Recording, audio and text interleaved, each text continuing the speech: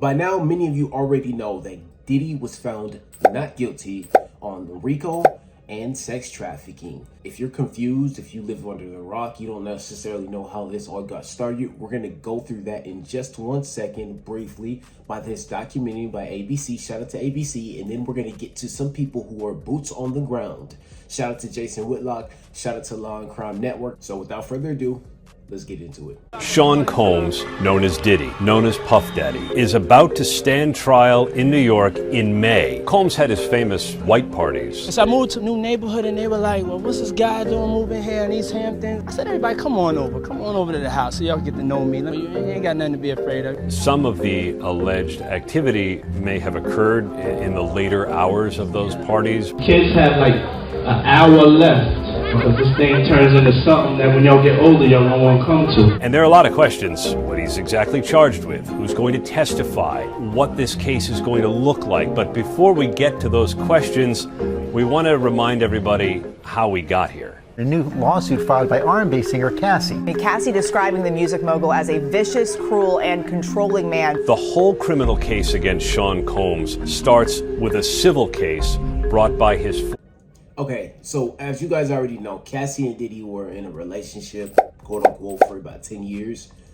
She was using him for clout and glory and money. He was using her as his little plaything, his sex toy, or whatever the case may be. His fleshlight, for those of you who like to use that terminology. He was grooming her, whatever. We've heard all that stuff that's came out of the courtroom and all that good stuff. So my question is, and the problem with this whole lawsuit is because Cassie got paid out $20 million from Diddy and his companies. Then she also turned around and got paid out $10 million by the hotel in which the incidents happened at.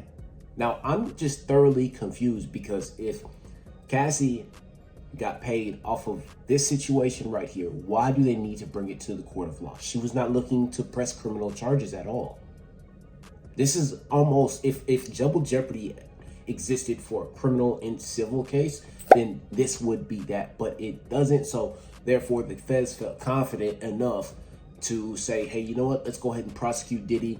The crimes he's being accused of, we have witnesses, we have evidence, we have tampering, we have all slew of things to where we can press charges. And if we have to drop some charges, hey, you know what, so be it. But we're going to get him on something, and that's exactly what's going through their mind. They have their star witness, Daphne Joy, and Cassie as well.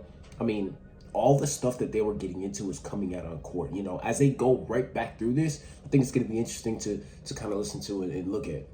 Girlfriend Cassie Ventura, alleging that she was in an abusive relationship with Sean Combs. And just a day after word of a settlement. The lawsuit was settled with no admission of wrongdoing. That lawsuit settled almost instantaneously, but it gave federal prosecutors in Manhattan a window into the kind of conduct that went on, allegedly, in Sean Combs' life. New civil lawsuits. A series of new civil lawsuits. Facing new lawsuits from 6 accusers. Once Cassie filed her lawsuit, that opened up the floodgates, and there was this avalanche of civil claims that also helped inform prosecutors as they built a criminal case against Sean Combs. His accusers paint a dark picture of a sexual deviant who preyed on young women and men looking to make it in the industry, all of which Combs has denied. The truth will prevail that Mr. Combs has never sexually assaulted anyone, adult or minor, man or woman.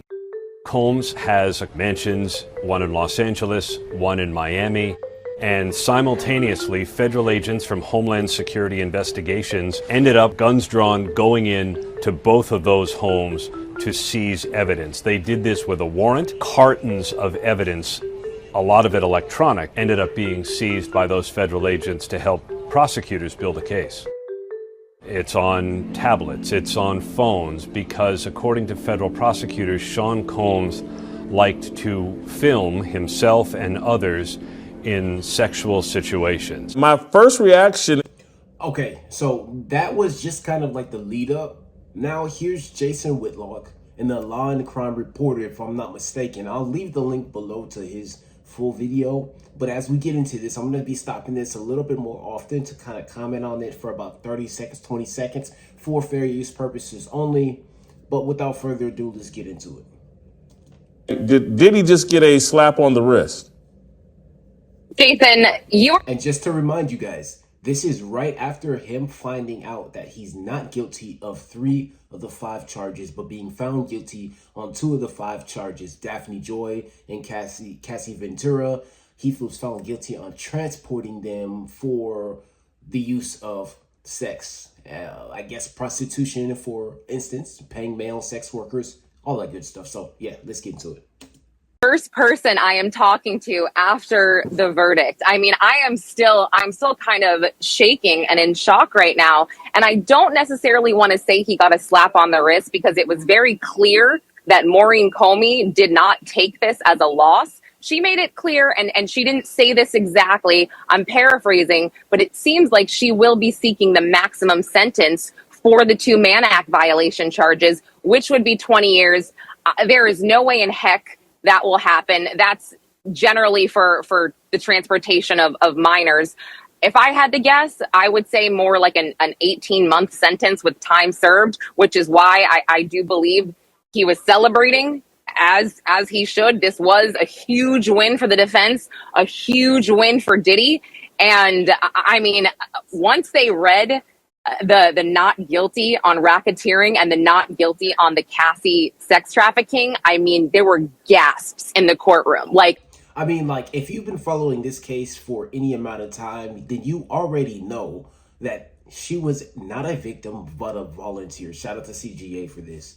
Because the reality is there's not many people who are actually on the internet who had a very solid outlook on what this looks like, who has actually been on the dark side, who's actually participated in these activities, and they actually know what these girls are asking for. Because the reality is, contrary to popular belief, everything that glitters is not gold.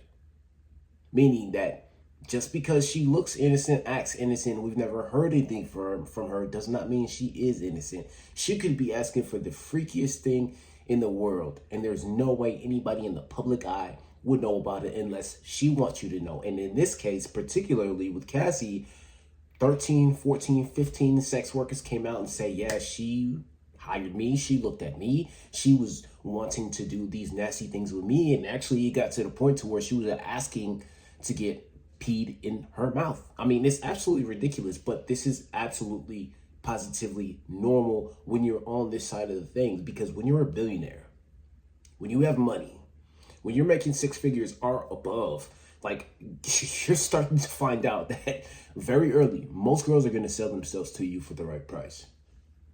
And when you're a billionaire, you have it your way. You can have it. It is Burger King out here. So, I mean, let's continue on.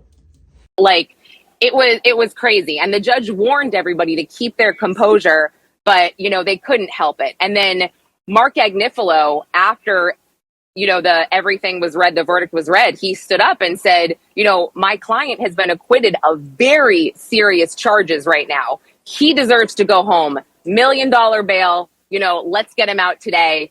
Obviously, Maureen Comey was not happy about that. She said, let's remember the conduct surrounding the charges he was convicted of. And so they have until 1 p.m. today, Jason, to submit their letters as to why he should be released to 2-Star Island on the defense side and why he should remain incarcerated until sentencing on the government side. So that decision will most likely be made by the end of the day today. And the judge looked directly at Combs and he said, Mr. Combs, I understand you don't want to go back to MDC today, do you? And Diddy said, no. It was a moment. I mean, he was like, no. And I caught Justin Combs and Diddy's best friend, Charlucci, on the way out. We weren't supposed to do interviews. I just said, how are you guys feeling? And they just kind of said, overwhelmed and great. I don't think anybody would want to go back to jail when finding out your ex-girlfriend, your ex-partner, or your ex-sugar baby has put you in there wrongly and you have been found not guilty for the most serious charge. I don't think anybody wants to go back to jail. So this is not abnormal. But I also hear that she's writing letters to the judge asking him to deny Diddy's bail. And surprisingly enough, the news came out yesterday, I believe last night, about 6 or 7 o'clock, Central Time, that the judge did deny Diddy's bail until sentencing. Now, again, I'll keep you guys informed with these update videos on Diddy and his verdict and how long he's going to get for jail. But just like she said, he might get time served, or he might get something like lesser, like 3 years, and he's already served a year. And so, with the feds, you have to serve 75% of your term. So I don't know what that other 75% looks like, but a year's down, he maybe have to stay in there for another 6 months or whatever the case may be. But then after that, he's going to be free. He's going to be out. And then he also might get pardoned by President Trump. We don't know. Let's get some more. Lauren, when I say blessing, holy cow, are you blessing this show? This is the information that we... Yeah. You're telling me 18 months? That's a possibility in time served? I mean, look, so Jason, that is my guess. This is pure speculation. Yeah. Pure speculation. It could be, I'm thinking 18 months to 2 years. I know she is trying to throw the book at him. I don't see that happening at this point, especially with the team of lawyers he's had this entire time. They've been incredible. And a lot of people were questioning the defense's closing argument, how sarcastic it was, how maybe he didn't take it so seriously. But I sat there, Jason, I was looking at those jurors. There were 8 men on that jury. And I said to myself, yeah, I was wondering what we were about to get into. What is the demographics of the people? How many were black? How many were white? How many were Hispanic? How many were women? How many were men? I mean, like, she just said there were 8 men, so that makes a lot of sense. But how she's framing this argument of he was disingenuous when talking to the jury, it's almost like he knew. I mean, listen, like, it's ridiculous enough that Diddy is getting locked up and tried for flying a woman out who wants to see him and giving her proper accommodation, like her rent being paid, LV bag, a Gucci bag, some nails and toes appointment. I mean, it's egregious that that's even happening in the first place. But to see her frame this argument like this, it just kind of shows me the place that we're in as a society. Because if you go overseas, you travel overseas, like I've been overseas, I've had military guys come overseas, this is completely normal. In fact, they're open with it. They encourage it, but different cultures, different upbringings have different rules. We'll play a little bit more, and then we're just going to end it off from there. Agnifilo is speaking to the men. And there was also one woman who really seemed to smirk a lot when the defense was cross-examining some of the witnesses who were a bit flimsy. So I was like, he's talking to the 8 men and that one woman that smirked. He knew what he was doing. He spoke common sense, and I believe that it worked. Lauren, just for my edification and the makeup of the jury, 8 men, you said. What's the racial composition of this jury?